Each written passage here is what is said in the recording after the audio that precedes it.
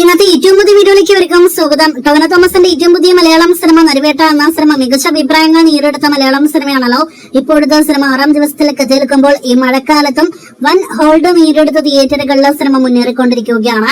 സിനിമയുടെ 6ാം ദിവസത്തെ Kerala tracking report പുറത്തുവരുമ്പോൾ ഇന്നലെ ഇതേ സമയം 56 ലക്ഷത്തിന് മുകളിലാണെങ്കിൽ ഇന്ന് 52 ലക്ഷത്തിന് മുകളിലാണ് സിനിമയുടെ കേരള ട്രാക്കിംഗ് ഗ്രോസ്.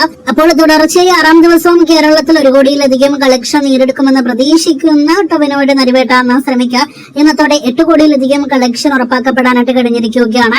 8,50 ലക്ഷത്തിന് മുകളിൽ സിനിമയുടെ ആകെ കേരള ഗ്രോസ് ഇന്നത്തോടെ കടക്കും. സിനിമയുടെ ആകെ കേരള ഷെയർ 4 കോടിയിലേക്ക് അടുത്തുകൊണ്ടിരിക്കുന്നു.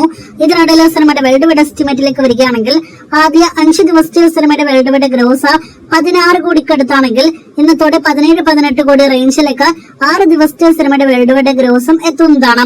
അപ്പോൾ ആകെ മൊത്തത്തിൽ വളരെ മികച്ചൊരു കളക്ഷനോടെ പ്രതിദിനം ടൊവിനോ സിനിമ നരിവേട്ട മുന്നേറിക്കൊണ്ടിരിക്കുന്നു. കാത്തിരിക്കും മെയ് 23-ന് തിയേറ്ററുകളിലേക്ക് എത്തിയ സിനിമയുടെ അടുത്ത ബോക്സ് ഓഫീസ് കളക്ഷനായിട്ട്.